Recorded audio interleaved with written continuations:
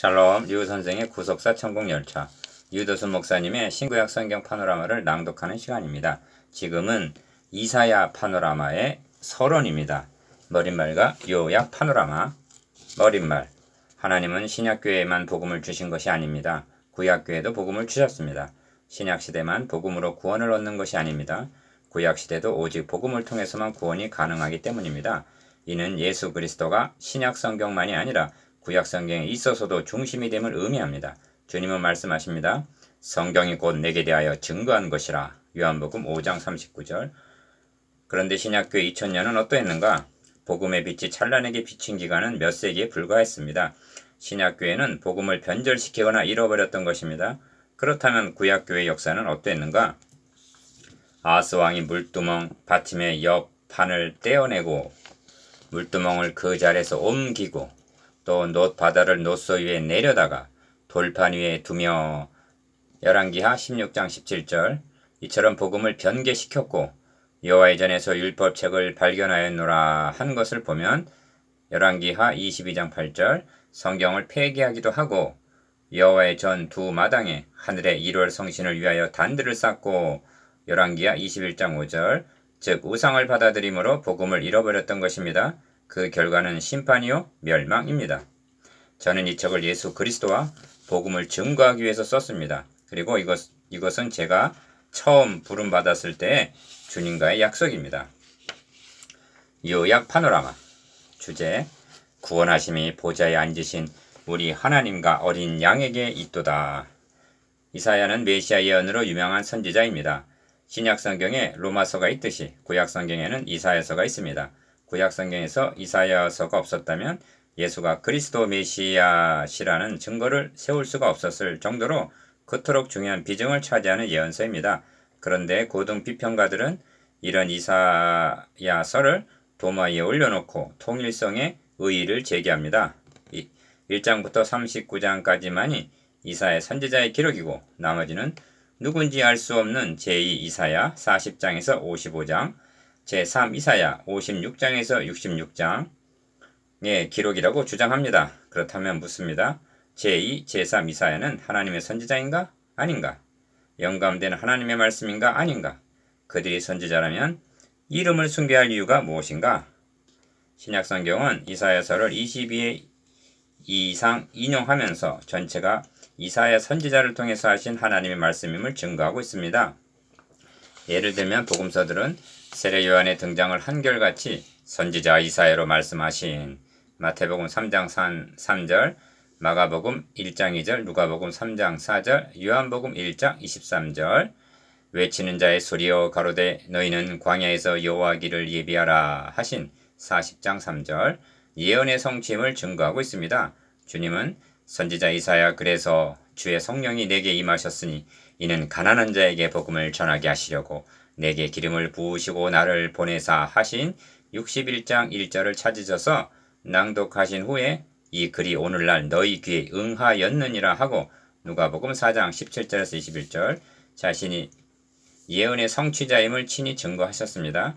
성령께서 구스 내시를 회심케 하실 때 사용하신 말씀이 이사야 53장인데 성경은 이를 가리켜서 선지자 이사야의 글임을 사도행전 8장 28절 증언하고 있습니다. 이 말씀들이 모두가 이사야의 기록이 아니라고 주장하는 40장 이하에 나오는 말씀들이요. 내용은 예수가 그리스도이심을 증거하는 중요한 대목들입니다. 그러면 묻습니다. 이런 본문들을 설교할 때 이는 선지자 이사야가 기록한 말씀이 아니고 누군지 알 수 없는 제2의 이사야의 글이라고 말한다면 어떻게 되겠는가? 그러므로 저들의 주장을 받아들이게 되면 이는 이사야서에 대한 훼손뿐만이 아니라 위의 예서 보는 바와 같이 이사야서를 논거로 하여 예수가 그리스도이심을 증거하고 있는 신약성경 전체의 권위에 치명적인 손상을 입히게 될 것이요. 궁극적으로는 예수가 그리스도시라는 증거가 훼손될 수밖에 없습니다. 이사야 선지자는 우시야와 요담과 아하스와 히스기야 1장 1절 4대에 걸쳐서 활동한 선지자입니다. 이사야 활동 기간을 우시야 왕이 죽던 해로부터 계산하여 6장 1절 예루살렘을 침략했다가 패퇴한 사네립이 죽음을 당한 때까지만 37장 38절 계산한다 해도 58년 이상이나 됩니다. 이토록 오랜 기간에 걸쳐서 기록된 것이라면 문체가 다양하다는 것은 자연스러운 일입니다. 이를 겸비한 마음으로 받아들이지 않고 이성의 잣대로 판단하려는 저희가 무엇이란 말인가? 이사야서의 핵심장을 말할 때 53장을 택한다는 것은 너무나 당연한 일입니다. 53장은 이사야서뿐만이 아니라 구약성경 전체에 있어서도 메시아 예언의 핵심적인 장입니다. 신앙생활에 생기가 없고 심령의 갈급함을 느낄 때 53장을 낭독해 보십시오. 그는 실로 우리의 질고를 지고 우리의 슬픔을 당하였거늘 우리는 생각하기를 그는 징벌을 받아서 하나님에게 맞으며 고난을 당한다 하였노라. 그가 찔림은 우리의 허물을 인하며 그가 상함은 우리의 죄악을 인함이라. 그가 징계를 받음으로 우리가 평화를 누리고 그가 채찍에 맞음으로 우리가 나음을 입었도다. 우리는 다 양 같아서 그릇 행하여 각기 제 길로 갔거늘 여호와께서는 우리 무리의 죄악을 그에게 담당시키셨도다. 53장 4절에서 6절. 이는 구약성경에 나타난 갈보리입니다. 이사야서에는 구원이란 말이 30회, 구속자라는 말이 28회 이상이나 등장합니다. 이것이 무엇을 말씀해주고 있는가? 이사야서의 중심 주제가 구원과 구속자이신 메시아의 있음을 말씀해 줍니다. 보라, 하나님은 나의 구원이시라. 내가 의뢰하고 두려움이 없으리니 주 여호와는 나의 힘이시며 나의 노래시며 나의 구원이심이라.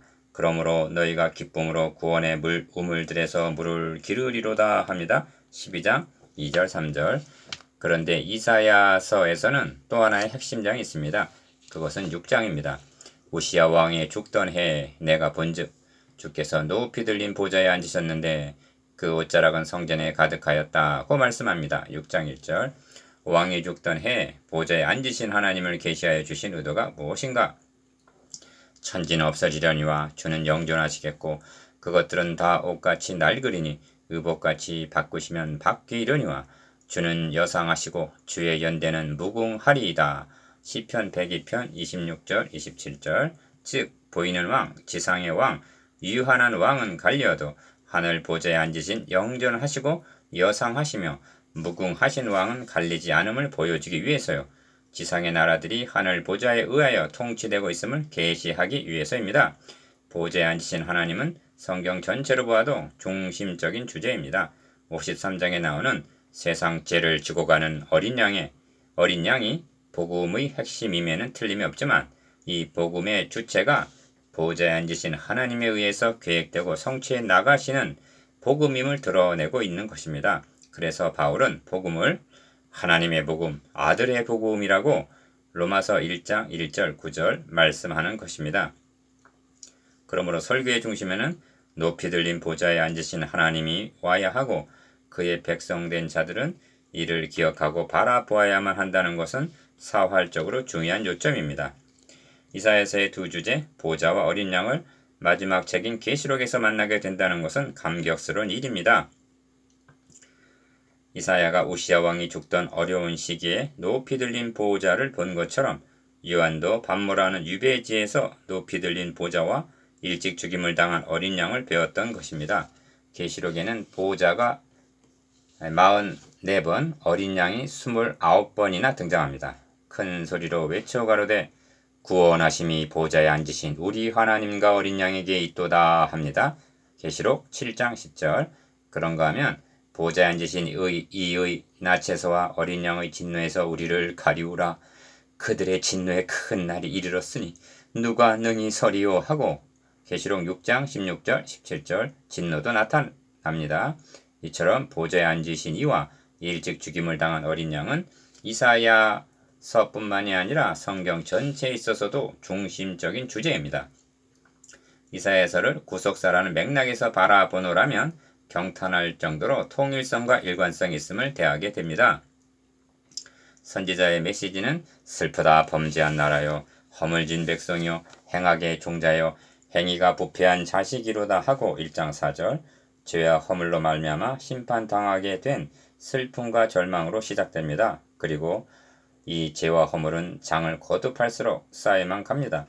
이는 인간이 범한 소행입니다. 그런데 하나님께서는 후반부에 가서 우리는 다 양 같아서 그릇 향하여 각기 제 길로 갔거늘 여호와께서는 우리 무리의 죄악을 그에게 담당시키셨도다 하고 53장 6절 자기 아들에게 담당시키고 있는 것입니다.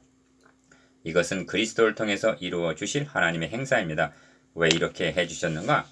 아브라함과 다윗에게 언약하신, 다시 말하면 하나님의 구원 계획을 성취하시기 위해서입니다. 우리는 지금 이스라엘의 역사를 공부하고 있는 것이 아닙니다. 1. 여자의 후손 2. 아브라함의 자손 3. 다윗의 자손 4. 그리스도에게서 성취된 순서적으로 1, 2, 3, 4 그리스도에게 성취된 하나님의 구원 계획을 어떻게 이루어 오셨는가를 깨닫기 위해서입니다. 하나님께서 아브라함에게 너의 씨로 말미암아 천한 만민이 복을 얻으리니 하신 창세기 22장 18절 그 언약, 즉 구속사역을 어떻게 이루어 오셨는가를 상고하고 있는 것입니다.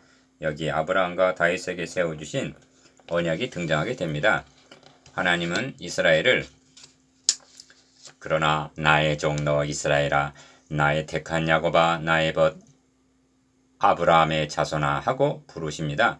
이사야 41장 8절 너희 조상 아브라함과 너희를 생산한 사라를 생각하여 보라. 아브라함이 혈혈단신으로 있을 때 내가 부르고 그에게 복을 주어 창성케 하였으니라 하고 51장 2절 그들이 언약 백성임을 상기시킵니다. 이사야와 동시대에 세움을 받은 미가 선지자는 그의 예언을 주께서 옛적에 우리 열적에 맹세하신 대로 야곱에게 성실을 베푸시며 아브라함에게 인애를 더하시리이다 하고 미가서 7장 20절 아브라함에게 언약하신 바를 지켜주실 것을 확신함으로 마치고 있습니다. 또한 이사야 선지자는 이는 한 아기가 우리에게 낳고 그 정서와 평강의 더함이 무궁하며 또 다윗이 위에 앉아서 나라를 굳게 세우고 하고 9장 6절 7절 다윗의 자손으로 한 왕이 나실 것을 말씀합니다. 16장 5절 이는 다윗 언약에 근거하고 있는 것입니다. 너희 목마른 자들아 물로 나아오라. 너희는 귀를 기울이고 내게 나와 들으라. 그리하면 너희 영혼이 살리라. 내가 너희에게 영원한 언약을 세우리니 곧 다윗에게 허락한 확실한 은혜니라 하고 55장 1절에서 3절 다윗에게 세워주신 언약을 상기시킵니다. 여호와의 열심히 이를 이루시리라 하십니다. 9장 7절 설교자라면 누구나 선지서에 메시아 예언이 있음을 인정을 합니다. 그런데 이것으로는 부족합니다. 메시아 증거가 선지서에 있어서 주나 계기냐에 분명해야만 합니다. 다시 말하면 선지서들의 핵심적인 주제가 아브라함과 다윗의 자손으로 오실 그리스도를 증거하는 데 초점을 맞추고 있음에 확고해야만 한다는 것입니다. 그렇지 못하고 마치 쌀밥에 검은 콩이 섞여 있듯이 선지서에 메시아 증거도 섞여 있는 양 여기서는 아니 된다는 말씀입니다. 그렇게 하고 있기 때문에 주객이 전도되고 있는 것입니다. 구약시대 성도들도 죄인이며 구원이 필요한 것입니다. 그렇다면 그들의 죄는 어떻게 해결을 받으며 구원은 어떻게 가능해지는가? 하나님은 율법만 주신 것이 아니라 성막도 주셨습니다. 율법을 통하여 죄를 깨닫고는 성막의 번제단에 가서 속죄제를 드림으로 속함을 얻을 수 있도록 장치를 마련해 주신 것입니다. 이는 참것이 오기까지 예표를 주신 것입니다. 신약시대와 다른 점은 구약시대란 복음이 의문에 쌓여있던 시대라는 차이뿐입니다. 주님은 말씀합니다. 미련하고 선지자들의 말한 모든 것을 마음에 더디 믿는 자들이여 그리스도가 이런 고난을 받고 자기의 영광에 들어가야 할 것이 아니냐 하시고 이에 모세와 및 모든 선지자의 글로 시작하여 모든 성경에 쓴 바 자기에 관한 것을 자세히 설명하시니라. 누가복음 24장 25절에서 27절 그러므로 신구약 시대를 막론하고 구원은 오직 예수 그리스도로 말미암아 뿐입니다. 이를 알았기에 바울은 이 복음은 하나님이 선지자들로 말미암아 그의 아들에 관하여 성경에 미리 약속하신 것이라 하고 증거합니다. 로마서 1장 2절 선지서에는 다양한 내용들이 있습니다. 그렇다 해도 뼈대는 죄에 대한 책망과 메시아 예언으로 요약이 되고 결론은 우리 죄를 그리스도에게 대신 담당시키심으로 구원이 가능하여진다는 데 이르고 있습니다. 이를 망각하고 선지서에서 교훈이나 축복은 보면서도 자력구원의 불가능성과 대속주 되시는 그리스도를 만나지 못하고 증거하지 않는다면 그를 어찌 그리스도의 증인이라 할 수가 있는가? 학자들은 이사야서를 대하면서 내용의 배열이 연대기적인 것도 아니요 그렇다고 주제별로 정리되어 있는 것도 아니라는 점에 크게 당황해하고 있습니다. 한마디로 무슨 말을 하고 있는지 혼란스럽다는 것입니다. 이는 선지서의 기록 목적과 중심 주제를 망각하기 때문에 일어나는 혼란입니다. 선지서를 기록하신 목적이 무엇인가? 하나님은 예루살렘의 심판을 전후해서 16명의 문서 선지자들을 집중적으로 투입하셨습니다. 그러나 멸망을 막은 선지자는 단 한 사람도 없습니다. 그렇다면 이 실패를 보여주시려고 기록했단 말인가? 아닙니다. 여기에는 윤리적인 면과 신학적인 면이 있습니다. 윤리적인 면은 죄에 대한 책망과 심판에 대한 경고입니다. 이 점에서 우리가 직시해야 할 점은 저들은 율법대로 행하지 않았습니다. 행할 수도 없었습니다. 성경은 말씀합니다. 율법의 행위로는 그의 앞에 의롭다 하심을 얻을 육체가 없나니 로마서 3장 20절 즉 자력구원의 불가능성을 말씀하고 있습니다. 그러면 구약의 성도들은 그리고 신약의 성도들은 어떻게 구원을 얻을 수가 있단 말인가? 여기에 신학적인 면이 대두되는 것입니다. 메시아 언약 안에서 그리스도 안에서 구원이 가능했던 것입니다. 그런데 저들이 우상을 숭배했다는 것은 메시아 언약을 배신했음을 나타냅니다. 그래서 심판을 당하고 멸망을 당한 것입니다. 어떤 분들은 선지자들이 횡설수설하고 있다고 말하는데 그런 말은 선지자 당시에 제사장과 선지자들이 교훈에 교훈을 더하며 여기서도 조금 저기서도 조금 하는구나 하고 28장 10절 이사야 선지자를 조롱한 말입니다. 그런 것이 아닙니다. 선지자들은 인간의 소행으로 인한 절망과 하나님이 행해 주실 소망을 수고로움을 아랑곳하지 않고 10번 100번 수도 없이 반복해서 증거하고 있는 것입니다. 왜냐하면 여기에 사활이 걸려있기 때문입니다.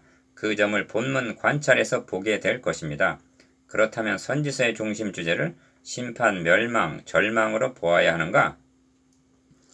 그리스도를 통한 복음, 구원, 소망으로 보아야만 하는가? 교훈은 중요합니다. 그러나 명심하십시다. 교훈은 그리고 윤리는 우리를 구원해 주지를 못합니다. 그러므로 성경을 구속사의 관점에서 보자는 것은 그리스도보다 교훈을 강조하여 주객을 전도시키는 잘못을 범하지 말자는 뜻에서입니다. 그러므로 선지서의 기록 목적은 당대를 위한 것도 아니요 바벨론 포로에서 돌아오게 해 주심을 증거하는 데 있는 것도 아닙니다. 왜냐하면 하나님의 구원 계획, 즉 하나님의 나라 건설은 바벨론 포로 귀환으로 회복이 되는 것이 아니기 때문입니다. 궁극적인 성취는 에덴에서 추방당한 아담의 후예들이 돌아올 수 있어야만 합니다. 그리고 이 회복은 율법을 통한 윤리나 교훈으로 되어지는 것이 아니라 어린 양의 구속으로만이 가능하여진다는 점입니다. 그러므로 주님은 너희가 성경에서 영생을 얻는 줄 생각하고 성경을 상고하거니와 이 성경이 곧 내게 대하여 증거하는 것이로다 말씀합니다. 요한복음 5장 39절 선지서의 궁극적인 기록 목적은 그리스도를 증거하는 데 있습니다. 그러므로 선지서의 예언에는 복합성이 있습니다. 즉 두 장면이 겹쳐져 있다는 말씀입니다. 첫째는 선지자 당대로부터 시작하여 바벨론 포로에서 회복되는 장면이고 둘째는 그리스도의 초림으로부터 시작하여 재림 때의 최후 심판으로 완성될 장면이 겹쳐져 있는 것입니다. 16명의 문서 선지자들은 한결같이 심판과 돌아옴, 즉 회복을 약속합니다. 그 심판이 당대에는 바벨론에 의하여 예루살렘이 멸망당하는 것으로 임하였으나 궁극적으로는 최후 심판으로 그리고 회복에 대한 예언이 1차적으로는 바벨론으로부터 귀환할 것을 의미하지만 궁극적으로는 그리스도를 통한 회복을 내다보고 있는 것입니다. 이런 맥락에서 이사야서는 크게 두 부분으로 나눠집니다. 1장에서 39장까지는 주로 죄에 대한 책망과 심판에 대한 경고, 즉 진노를 말씀하는 문맥이고 내 백성을 위로하라 하고 시작이 되는 40장부터 66장에서는 초점이 위로와 회복, 즉 은혜에 맞춰져 있습니다. 전반부의 죄에 대한 진노가 보호자에 앉으신 이의 공의와 결부되어 있다면 후반부의 은혜는 보호자에 앉으신 이의 사랑의 발로입니다. 하나님의 공의와 사랑은 갈보리 십자가에도 동시에 나타나고 있음을 유념해야만 합니다. 그리고 전 후반에는 하나님의 진노의 막대기도 등장합니다. 10장 5절 앞부분의 막대기는 아수르이고 뒷부분의 막대기는 바벨론입니다. 그런데 아수르에 의하여 북왕국은 멸망을 당하지만 남왕국은 하나님의 막아주심으로 구원을 얻게 됩니다. 왜 이렇게 해주시는가? 두 왕국이 멸망당하는 것을 보고 회개하기를 기대하시기 때문입니다. 그러나 끝내 회개하지 않자 약 130년 후에 바벨론에 의하여 정복을 당하게 됩니다. 이를 통해서도 보여주고 말씀하시려는 메시지가 있는 것입니다. 그것은 죄값은 멸망이라는 것과 자력구원의 불가능성입니다. 그러므로 이사야서는 그리스도의 탄생으로 시작하여 7장 14절, 9장 6절, 11장 1절, 죽으심과 53장, 그가 다시 오심으로 완성될 새하늘과 새 땅으로 65장 17절, 대단원의 막을 내리고 있는 것입니다. 이사야서를 상고하는 내내 놓치지 말아야 할 두 가지 요점이 있습니다. 첫째는 주님께서 너희는 나를 누구라 하느냐 하고 물으신 메시아가 누구인가 하는 점입니다. 선지자는 증거합니다. 이는 한 아기가 우리에게 낳고 그 이름은 기묘자라 모사라 전능하신 하나님이라 영존하시는 아버지라 평강의 왕이라 9장 6절. 그렇다면 둘째는 이런 분이 어찌하여 한 아기로 오신단 말인가? 즉 그가 우리를 위하여 무엇을 해주셨는가 하는 점입니다. 선지자는 증거합니다. 우리는 다 양 같아서 그릇 행하여 각기 제 길로 갔거늘 여호와께서는 우리 무리의 죄악을 그에게 담당시키셨도다. 53장 6절. 다른 것을 다 말해도 이 두 가지 요점을 빠뜨린다면 그것은 이사야서의 겉만 핥은 격입니다. 다른 것은 몰라도 이 두 가지 요점만 듣고 믿으면 구원을 얻습니다. 여기에 사활이 걸려있기 때문입니다. 이처럼 영광스러운 이사야서를 신학자 입장에서가 아니라 목회자 입장에서, 그것도 성경신학 구속사적인 관점에서 바라보아 그리스도를 증거코자 하는 것이 본 강해의 목적입니다.